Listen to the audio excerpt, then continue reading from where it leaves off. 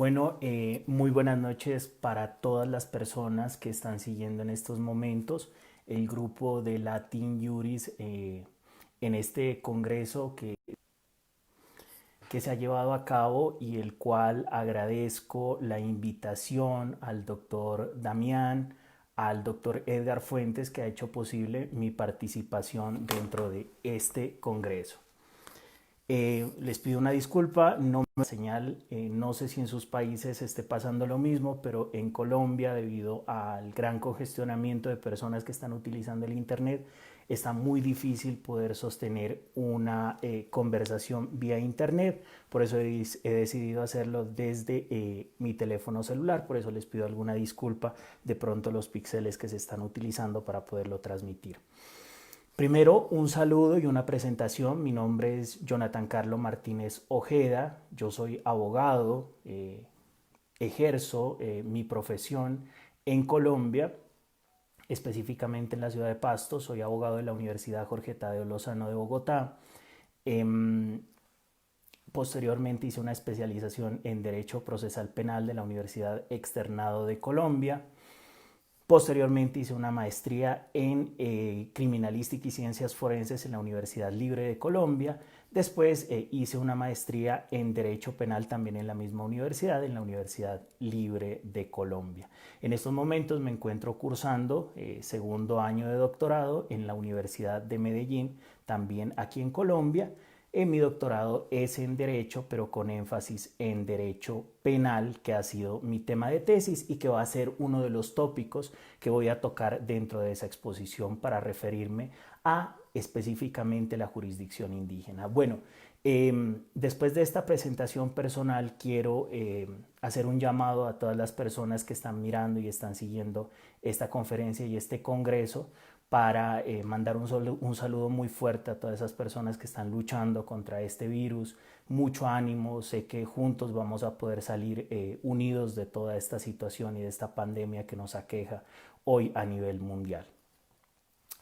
Después de eso sí me referiré a tres tópicos generales. El primero de ellos es el funcionamiento del sistema penal acusatorio en Colombia, una breve historia, porque pues no todos somos abogados que ejercemos en Colombia, por eso toca de tener alguna base para poder pasar a ese segundo tópico que va a ser sistema carcelario, cómo está funcionando ese sistema carcelario en Colombia y posteriormente a lo que yo he denominado dentro de esta conferencia sistemas paralelos. ¿Cuáles son esos sistemas paralelos? Las distintas formas de ejercer ese derecho penal en los resguardos indígenas en Colombia, cómo están funcionando y cómo deberían.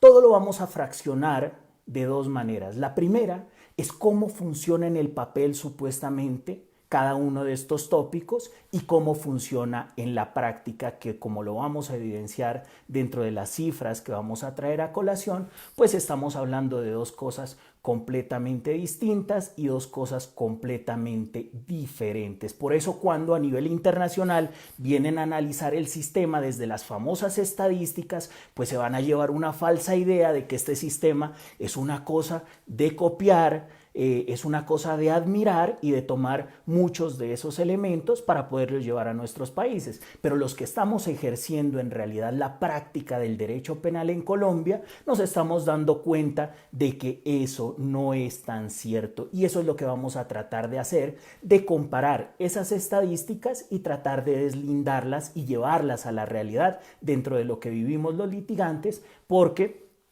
precisamente también ejerzo como en la parte privada teniendo mi oficina de abogados, pero soy defensor público ante los jueces del circuito. Nuestro sistema, para que lo entendamos las personas que están en Bolivia, en Ecuador, en México, nuestro sistema es una cosa completamente rara, extraña, exótica. Tenemos dos partes, la fiscalía, que es el ente acusador, investigador, tenemos la defensa. Dirán, sí, efectivamente en los demás países también funciona así. Un juez que inicia siendo juez de control de garantías o juez constitucional, juez de conocimiento o juez de conocimiento especializado, y tenemos el juez de ejecución de penas. Esos son los tres jueces sobre los cuales nos vamos a mover dentro de esta charla. ¿Qué es lo importante aquí? ¿Por qué digo exótico? Porque tenemos una tercera rueda, ¿cierto? No. El interviniente como representante de víctimas es simplemente alguien que apoya la labor investigativa de la fiscalía. Pero no, tenemos otro aparato. Este es un carro que funciona con 5 ruedas y esa última rueda a veces entorpece lo que es el sistema procedimental penal en Colombia y es el famoso Ministerio Público. Ustedes dirán, bueno, ¿y el Ministerio Público no es la Fiscalía? Pues no, aquí existe una Procuraduría que ejerce dentro de las audiencias del sistema penal acusatorio como garante de los derechos. Entonces ustedes dirán, bueno, ¿y el juez constitucional entonces qué hace? Pues efectivamente esa es la pregunta que nos hemos hecho desde cuando empezó a surgir la idea de tener un sistema penal adversarial acusatorio. Entonces hay un juez constitucional que lo que se supone es que hace un filtro constitucional, que se respeten los derechos tanto del procesado, de la víctima y de todos los intervinientes dentro del proceso penal, pero que además tenemos otra persona que es el Ministerio Público, que no es más que una figura dentro de todo este andamiaje colombiano folclórico que tenía que estar ahí por cuotas burocráticas. Entonces tenemos que tenerlo y él controla lo que ha controlado también el juez. Entonces tenemos dos controles que terminan siendo absolutamente inoficiosos. Y pues ni hablemos de los salarios, porque estaríamos hablando de los salarios más altos dentro de todo este funcionamiento del sistema penal, salarios que no se justifican a lo que en realidad ellos están haciendo dentro de este sistema penal acusatorio, que lo que están haciendo en vez de hacerlo funcionar es ponerle trabas para que esto no funcione.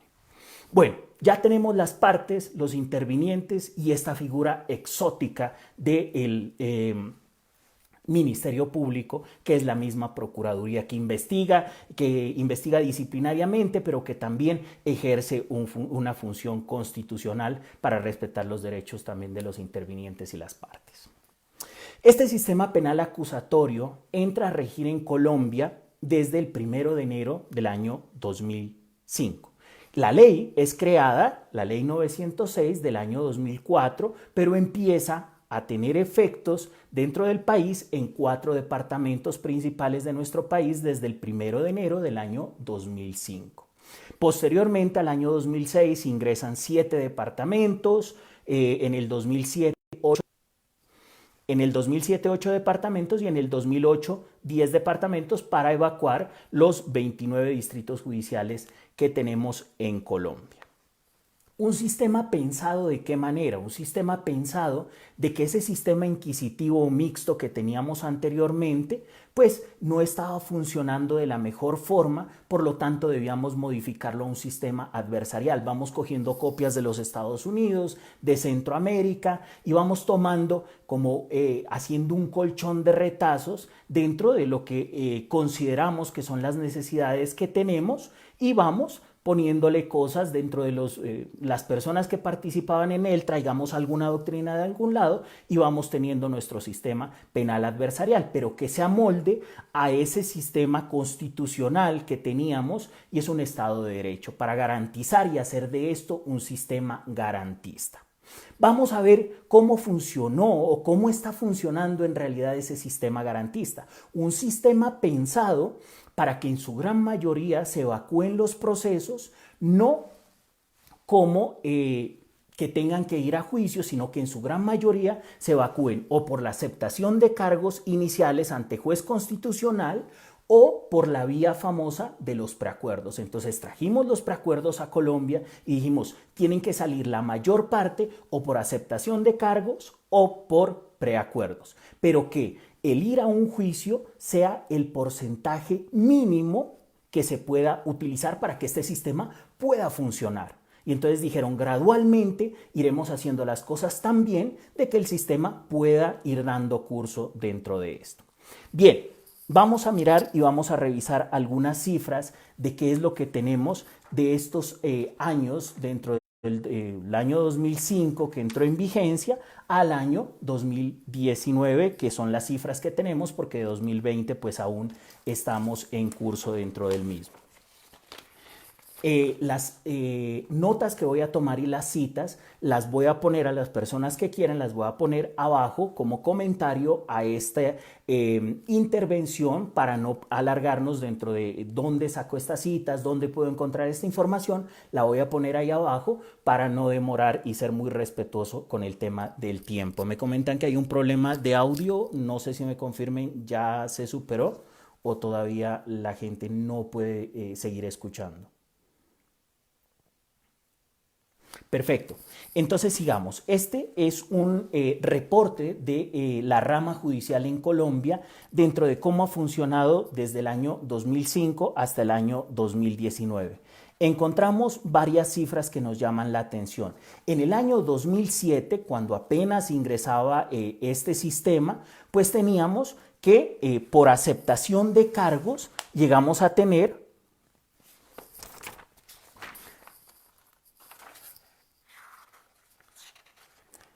Vamos a analizar dos gráficas. La primera, ¿cuántas fueron las condenas que se hicieron entre el año 2007 y las condenas que se hicieron entre el año 2019? Que se supone que es un dato irrelevante, pero en Colombia estamos llenos de estadísticas. Todos tenemos que sacar estadísticas, tanto los jueces, los fiscales, los defensores públicos, absolutamente todos nos movemos por estadísticas, cosa que no comparto, pero es el único parámetro que tenemos para poder hacer el análisis. Bien, tenemos que en el año 2007 los condenados que llegaron a ver fue un total de 28.845 personas al año 2007. Al año 2019 esa cifra se incrementó. ¿Cuánto se incrementó? A 34.900 condenados. ¿Cuál es la diferencia entre los 28.845 condenados del año 2007 y los 34.900? Pues es una cifra de 6.055 personas que fueron condenadas a diferencia dentro de estos años. Bueno, es una cifra simplemente anecdótica. Lo que sí hay que hacer un especial énfasis y podemos decir, este sistema no está funcionando como debería funcionar, pero sí funcionó mejor que la anterior. Es decir, la reforma era necesaria, la reforma debía de hacerse. Lo que pasa es que como están modificándola, están llevando a que este sistema colapse. Y el dato que sí debemos analizar es el de las absoluciones. Las absoluciones para el año 2007, cuando inició esta estadística, era de 2.659 personas absueltas por año. Dentro de ese año se absolvieron esa cantidad. Pero miren que a año 2019 se absolvieron 9.184 personas, es decir, se absolvió una cantidad de 6.525 personas de la diferencia entre el año 2007 y el año 2019. ¿Qué repercusiones tiene eso? Pues de que efectivamente para hacer un sistema garantista sí se pudo observar que hubo mayor cantidad, es decir, la porción y el porcentaje fue mayor de los absueltos que de lo que se incrementó dentro de los condenados. Pues bien, el segundo cuadro que debemos analizar es el siguiente. Bueno, pero el sistema estaba pensado a que la mayor cantidad de procesos vayan a terminar dentro de una aceptación de cargos temprana ante juez constitucional o por vía de preacuerdo, pero no irnos a juicio, que ese juicio sea el menor porcentaje posible. Pues bien, en el año 2007 las personas que aceptaron cargos fueron simplemente 22.200 personas. Y las personas que fueron condenadas por vía de preacuerdo, 6.645 personas. Dijimos, bueno, está iniciando el sistema, aún nos tendremos que amoldar, aún los abogados no están preparados para hacer una negociación dentro de los preacuerdos y esto va a ser cuestión de tiempo, proporcionalmente irá incrementando tanto los preacuerdos como las aceptaciones de cargos tempranas para que el sistema pueda avanzar y no colapse como es lo que estamos a punto de vivir dentro del sistema penal acusatorio en Colombia y por eso le han llamado de manera jocosa el sistema aplazatorio porque esto se sigue aplace porque el fiscal está llevando 2, 3, 4, 5, hasta 6 audiencias al día. Los jueces tienen entre una audiencia y otra media hora simplemente para poder hacer una audiencia preparatoria, una audiencia de acusación. Las audiencias iniciales, las audiencias preliminares, pues se están haciendo a la velocidad de la luz porque hay que seguir sacando, si no las estadísticas no nos van a funcionar. Entonces dijimos, bueno, a medida de que avance el proceso y de que vamos teniendo mayor experiencia, vamos a ir incrementando estos datos. Pues miren lo que pasó. Al año 2019 tenemos una cifra de que por aceptación de cargos aceptaron 13.479 personas y por vía de preacuerdo simplemente aceptaron 21.421. Entonces, ¿qué es lo que tenemos? Miren los condenados que tuvimos para el año 2007. Para el año 2007 fueron 28.845 personas. Y para el año 2019, 35.018. ¿Cuál fue la diferencia entre estas dos? Pues estamos hablando de muy poco. Es decir, este sistema no está funcionando. Y les voy a decir por qué, porque se preguntarán, bueno, ¿y de dónde vienen estas estadísticas? ¿O para qué traer estas estadísticas? Pues bien, en Colombia nos dijeron, hay que hacer preacuerdos.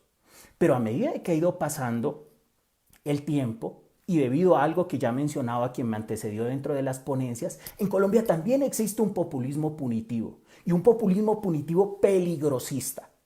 ¿En cuanto a qué? A que le han ido incrementando las arandelas, los obstáculos para realizar ese tipo de preacuerdos. Tenemos que para esa época no existían tantas restricciones como hoy. Hoy, para los delitos sexuales no se puede hacer ningún tipo de preacuerdos. ¿Por qué? Porque el artículo 68A de nuestro Código Penal prohíbe cualquier tipo de beneficio o rebaja dentro de las condenas para los delitos sexuales. Esa fue una modificación posterior que se hicieron y que se hizo en la creación de ese artículo 68A, porque cuando inicia a funcionar el Código Penal no existía el artículo 68A. Al año 2007, con la ley 1142, se incrementan un tipo de delitos que tienen prohibiciones. Posteriormente, la ley 1453 con los delitos contra la administración pública y la ley 1773 del año 2006, que es que definitivamente prohíbe una gran cantidad. Entonces, enumeran una gran cantidad de delitos y dicen, mire, para estos delitos hay una prohibición expresa de la ley. Y no se les puede dar ni una detención ni una prisión domiciliaria, quedan completamente excluidos. Entonces, como defensores, como abogados particulares, no vamos a hacer un preacuerdo porque sabemos que dentro de ese 68A no vamos a poderlo obtener. Y se dice, en las audiencias preliminares se les va a dar hasta el 50% a las personas que acepten los cargos, excepto los delitos sexuales. Entonces, todos los delitos sexuales necesariamente van a ir a juicio. O sea, o pierdo en juicio o hago un preacuerdo y mi condena va a ser exactamente igual, no va a haber ninguna diferencia. Entonces, el evitar que se ponga en marcha el aparato jurisdiccional del Estado no lo beneficia al procesado. Entonces, ¿qué se está optando? Usted no lo va a hacer aceptar cargos en una audiencia preliminar cuando sabe que de pronto en juicio la fiscalía se equivoque, cuando no pasen las pruebas que son esenciales para demostrar la responsabilidad de una persona, pues va a tomar la decisión más sabia en este caso y es irme a un juicio. Entonces, esa es la razón, una de las tantas razones de por qué no se están haciendo preacuerdos en la mayor cantidad de los delitos. Pero venga, hay otra cosa, y es que para este año 2020 entramos y nos encontramos con que la Corte Suprema de Justicia, la Alta Corte, emitió una sentencia para el tema de los preacuerdos. Y la sentencia es la SU 479 de octubre del año 2019. Y entonces, ¿qué fue lo que pasó? Dijo, mire, efectivamente, el preacuerdo era una ficción jurídica que se creaba para hacer o modificar, moligerar las conductas punitivas. Entonces, le podríamos moligerar el tema de que no es autor, sino le podríamos dar la figura de cómplice, esto rebajaría hasta una sexta parte, o podríamos modificar la conducta haciendo una degradación. En el caso, digamos, en el caso de delitos contra la administración pública, pues no estamos hablando de una concusión, sino un constreñimiento ilegal que va a rebajar la pena y no va a estar dentro de los delitos que tienen prohibición. En ese sentido, había un margen de crear esa ficción jurídica para que existan esos preacuerdos. Pero ¿qué pasa? Esa sentencia 479 de octubre de 2019 lo que nos dice es no. Ya no lo podemos hacer, ya no es una ficción jurídica, no es una creación jurídica, sino que tiene que tener una base de donde se prenda esa ficción jurídica. Entonces decimos, si tengo los elementos para poder probar una condición de extrema pobreza, si tenemos la base, es decir, tenemos los elementos, materiales probatorios, evidencia física o información legalmente obtenida, para poder probar de que se cometió un exceso, ¿para qué quiero un preacuerdo? Si lo tengo por derecho, no por vía de preacuerdo. Entonces, ¿qué es lo que hace? A que uno diga, no, voy a juicio y demuestro de que en realidad se cometió un exceso y tengo la rebaja que me lleva un exceso en la legítima defensa, por ejemplo. Y no tengo que hacerlo por vía de preacuerdo. A esta sentencia ha sido muy criticada y algunos tribunales, como el Tribunal de Antioquia, como el Tribunal del Cesar e incluso dentro de Nariño también se han apartado muchos de los jueces y muchos de los tribunales a lo que ha concebido la Corte Suprema de Justicia en esa sentencia, porque definitivamente si antes no estaba funcionando este sistema, menos va a funcionar cuando los preacuerdos se les va poniendo cada vez más obstáculos, se está emitiendo por parte de la Fiscalía muchas de las directrices internas para que no se hagan los preacuerdos. Entonces decimos, si no es por vía de preacuerdos, un sistema adversarial no va a funcionar en Colombia y en algún momento va a colapsar. ¿Qué es lo que pasa? Hay otra estadística muy importante que quiero compartir con ustedes. Miren, de todos los procesados, del 100% de los procesados, y este es un dato que voy a tomar también para el sistema carcelario, el 84.5% de las personas que se encuentran procesadas son representadas por defensor público. Cuando las personas no tienen recursos económicos para pagar, entonces dicen, miren, yo necesito que la Defensoría Pública en Colombia me provea un abogado de los que están dentro de las asignaciones y me represente dentro de este proceso penal. Pues bien, para una ciudad como Bogotá se abrió un concurso por un contrato de orden de prestación de servicios a 3 años. Se gastaron 6.000 millones de pesos, que estaríamos hablando de 25.000 dólares. Serían 250.000 dólares, invertidos en un concurso que lo único que conllevó fue que los defensores públicos tuvieran un puesto durante los 3 años siguientes a ese concurso de Defensoría Pública. Para una ciudad de Bogotá que tiene 8 millones de habitantes, pues el concurso se abrió para 100 defensores. 100 defensores públicos para 8 millones de habitantes. En Pasto, que es la ciudad donde yo ejerzo, es una ciudad de 600.000 habitantes, fuimos 12 defensores públicos ante jueces del circuito. Es una cosa completamente ilógica. Estamos con 400 casos por cada defensor público. Tenemos dentro de la Defensoría Pública 3 investigadores para 600.000 habitantes. Entonces decimos, sí, los aplazamientos se presentan en su mayor cantidad y en su mayor proporción por parte de los defensores. Efectivamente, claro que se tienen que presentar por parte de los defensores, porque defensores públicos es lo que no hay. Entonces nos dice la Fiscalía, no, pero ¿por qué aplazan tanto? Compulsa de copias para los defensores. Los defensores particulares son simplemente ese 16% de toda la población que está siendo investigada. El 84% son defensores públicos. Por lo tanto, los aplazamientos no son, digamos, por gusto del defensor, sino porque le toca. No hay otra posibilidad o el don de la ubicuidad, pues los defensores aún no lo han podido realizar. Y vamos a presentar cifras estadísticas frías sin explicar lo que en realidad está sucediendo dentro de este sistema penal acusatorio. La rama judicial dice, mire, por cuestiones de la rama no se aplazan audiencias, por cuestiones de la Fiscalía tampoco se aplazan. Claro, cuando tenemos un andamiaje tan grande, cuando hay ese leviatán para poder condenar a una persona, es fácil poder criticar a los defensores cuando presentan aplazamientos. Por eso las cifras no son tan reales. Y lo vamos a ver con mayor preocupación en ese segundo punto al cual me voy a remitir enseguida, y es el sistema carcelario en Colombia. Vaya lo que está sucediendo. Y aquí citaría al profesor Zaffaroni, el cual también se encuentra dentro de los ponentes de este congreso y que nos habla dentro de esa escuela que comparto, adoro y es a la cual él pertenece, pues una escuela bastante crítica dentro de ese sistema carcelario en el mundo, porque la realidad que está pasando en Colombia no es solo en Colombia. Estoy seguro que muchos de ustedes dirán, en el Ecuador también sucede, en México también está sucediendo algo dentro de lo que estoy mencionando aquí.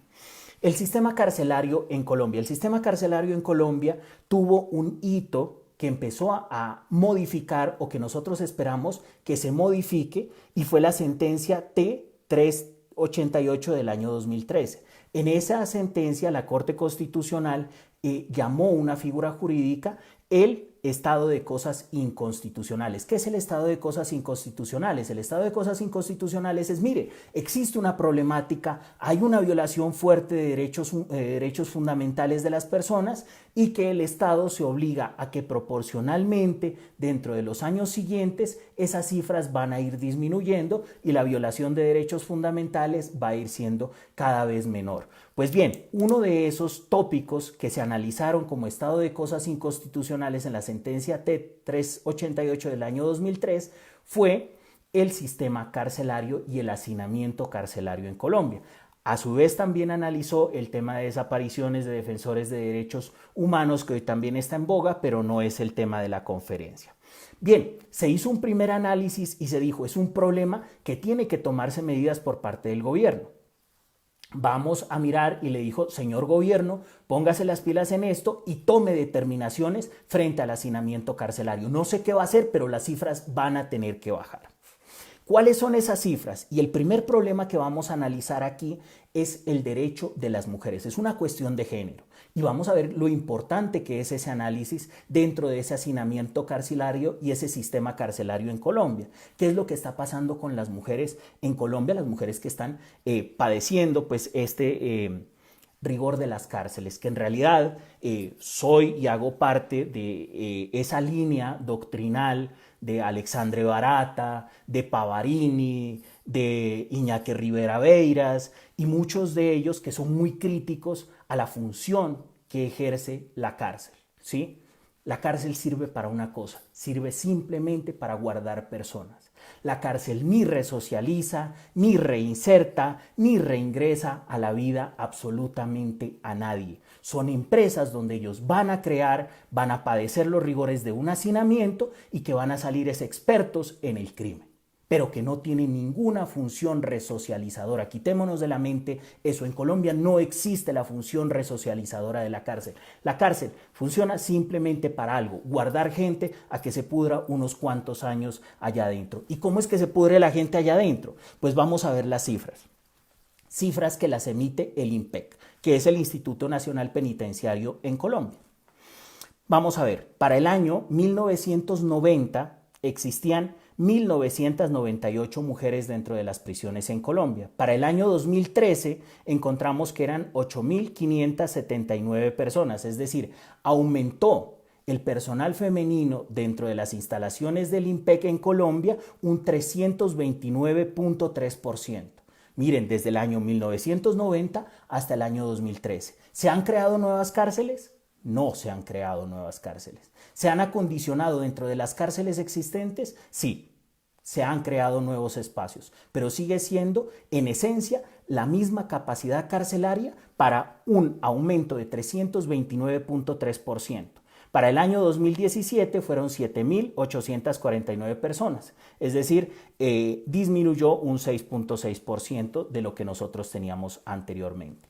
En Colombia tenemos 141 cárceles que son manejadas por el Instituto Nacional Penitenciario, INPEC, en Colombia. De esas 141 cárceles, solo 6 son específicamente para mujeres. Solo 6 cárceles de 141 son específicamente para mujeres.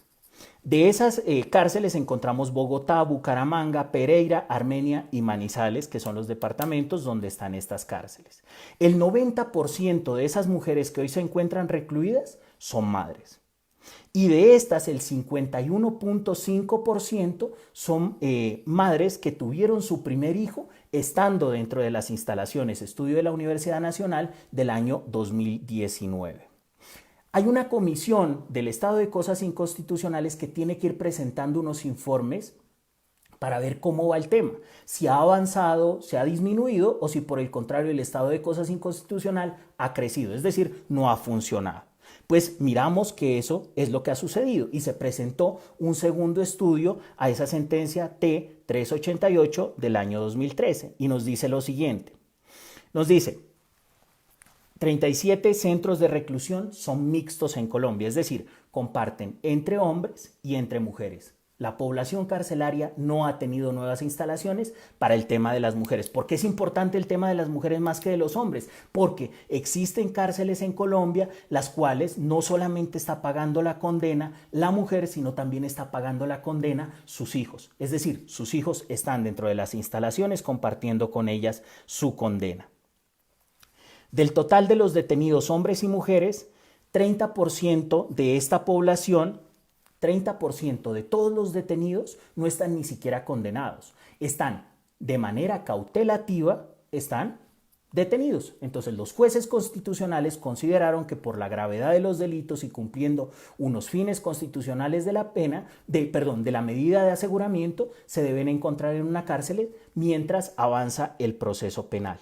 El 30% de toda esa población carcelaria aún no ha sido condenada y aún tiene incólume el derecho a la defensa y la presunción de inocencia. Son 30% de personas inocentes que se encuentran dentro de las cárceles. El 70% se encuentran condenadas. Pero vamos a ver cuál es la participación que tienen las mujeres dentro de todas esas actividades que se pueden realizar de la cárcel. Estudio, trabajo y cosas que son tan importantes porque de cierta manera se pueden capacitar y por otro lado van a ir redimiendo las penas dentro de estos centros carcelarios. Pues la participación de los hombres dentro de esas actividades son el 84.8%, es decir, 70.417 personas que están dentro de esos programas que tiene el IMPEC, pero las mujeres son simplemente 6.454 personas. Miren la diferencia, 70.417 hombres que se encuentran trabajando, sí tienen privilegios dentro de la cárcel, sí pueden trabajar, pueden estudiar, pueden redimir, pero simplemente 6.454 mujeres pueden acceder a estos beneficios que les brinda la cárcel. La conclusión que saca el segundo informe de la sentencia T-388 del año 2013 es el siguiente, dice, mire, no se ha podido disminuir las cifras, más por el contrario han incrementado. Nos dice, ha incrementado un 5.78% de mujeres gestantes. Ha incrementado un 2.79% de mujeres lactantes detenidas en las prisiones y con sus hijos que estén dentro de las cárceles un 1.16%. Es decir, de lo que teníamos cuando inició el estado de cosas inconstitucional, estos son los incrementos que tenemos para el tema de género y de mujeres dentro de las cárceles en Colombia. Bien, vamos a ver otro aspecto. El derecho a un trato digno y respetuoso. ¿Vamos a poder tener un trato digno y respetuoso en estas condiciones que vamos a analizar más adelante? Pues bien, la sentencia T-077 del año 2013 recopila muchas de las cosas del estado de cosas inconstitucional y dice, necesariamente gobierno tiene que garantizar el derecho a un trato digno, respetuoso y a unas condiciones donde se respeten los derechos fundamentales de las personas, a mantener un ambiente de salubridad con servicios de salud médico eficiente. Pues, ¿qué fue lo que pasó con la cárcel? Hizo un convenio, el IMPEC, las cárceles de Colombia, con una entidad privada que se denominó Caprecom, una entidad prestadora de salud. Dentro de esa ley 100 que nosotros tenemos de salud, pues cabe en que los particulares manejen la salud en Colombia. El IMPEC hizo el convenio y, como sucede en Colombia, participaron muchas empresas, ganó esta para tener el tema de salud dentro de las cárceles, para manejar el tema de salud dentro de las cárceles, pero en el año 2014 esta empresa se fue a la quiebra. Perdió mucho dinero el IMPEC de esta contratación y de ahí para acá no ha vuelto a contratar el IMPEC con una empresa, simplemente contrata médicos para que estén dentro de sus instalaciones con una orden de prestación de servicio, es decir, un contrato para que vayan a cumplir unos ciertos objetivos, unas condiciones completamente infrahumanas. Y dijeron, bueno, Caprecon dejó de funcionar, pues busquemos una nueva empresa que preste esos servicios mínimos de salud para todos los detenidos en Colombia. Hasta ahora no se ha podido. ¿Cuántos son los centros carcelarios en Colombia? Las cifras que maneja el mismo IMPEC. 180.766 en los centros carcelarios. De esos 180.666, 97.4% lo hace en la cárcel real. Va a la cárcel, va a intramuros. El 1.7% en el orden municipal, que es donde se incluye la jurisdicción indígena. El 0.9% son los Andrés Felipe Arias, este famoso ministro que cometió cualquier cantidad de delitos contra la administración pública, se fue a los Estados Unidos, lo repatriaron a Colombia para que venga a cumplir la condena, pero ellos no van a la cárcel. Ellos son esa excepción del 0.9% que lo prestan, es decir, prestan una condena o pasan una condena en un cantón militar, en un cantón de las Fuerzas Armadas de Colombia, que son unas casas fiscales que le llaman, donde tienen todas las comodidades y no van a padecer el mismo rigor que si está padeciendo ese 97.4% que sí se tiene que ir a una cárcel, y vamos a ver las cifras de cómo están esas cárceles. La sobrepoblación que existe hoy en Colombia es de 40.507 personas. 40.507 personas. Esto nos llevó a que en el año 2017 la sobrepoblación que existe en las cárceles en Colombia sea del 51.7% de la capacidad que puede tener las cárceles en Colombia. Pero para el año 2019 este se incrementó y la sobrepoblación llegó al 53.58%. Entonces nos decimos, ¿qué función resocializadora puede cumplir? ¿Qué derechos fundamentales se pueden respetar cuando existe ese hacinamiento carcelario en Colombia? No se puede respetar, es imposible respetarle los derechos fundamentales a las personas. No permite la resocialización, menos cualquier otro tipo de reinserción a la vida civil. Es que desde la propia lógica, y lo menciona Pavarini, dice cómo podemos enseñarle a una persona a vivir en sociedad cuando lo que estamos haciendo es precisamente aislarla de ella e incrementarle sus penas, porque en Colombia el populismo punitivo es que cualquier situación que a uno le pueda dar votos, pues la vamos a proponer como una ley penal. Miren, sucedió con el tema de los animales. No tengo, digamos, ninguna discusión que no quiera a los animales, ni más faltaba. Adoro a los animales. Pero miren lo que está sucediendo en Colombia. Dijeron, no, la protección de los animales, salieron los animalistas, se lanzaron al Congreso, dijeron, vamos a respetar los derechos de los animales. Efectivamente, tramitaron una ley del maltrato animal. Salió una señora y dijo, no, lo del tema de los delitos sexuales con menores de edad es completamente recriminable. Yo quiero hacer un plebiscito para que se autorice la muerte a las personas que hayan causado este tipo de delitos. Fue al Congreso, sacó sus votos, una gran cantidad, y llegó allá y dijo, no, bueno, ya no pudimos matar a las personas que han cometido estos delitos, sino que lo que vamos a hacer es incrementar las penas. Y ahí reformaron todo este tipo de cosas. Entonces el populismo punitivo en Colombia existe, es muy grave. ¿Y qué es lo que están haciendo? De que más personas vayan a pagar una condena, el hacinamiento carcelario vaya creciendo, y ante un sistema paquidérmico ya muy nuevo, pero no funciona, entonces lo que nos va a llevar es a un colapso del sistema penal y el sistema carcelario en Colombia.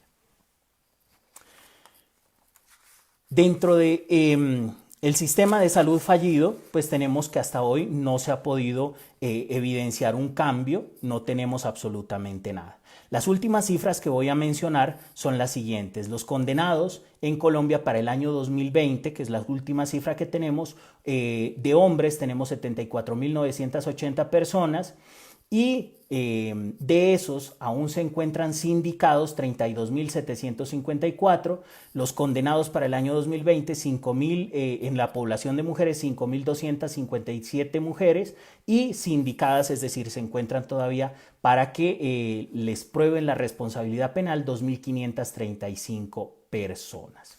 Pues bien, ahí tenemos un barrido de lo que es nuestro sistema penal normal y el sistema carcelario en Colombia. Pues bien, dentro de la Constitución de 1991 y teniendo en cuenta de que Colombia, como al igual que otros países en el mundo como Ecuador, como Bolivia, pues tenemos gran población indígena.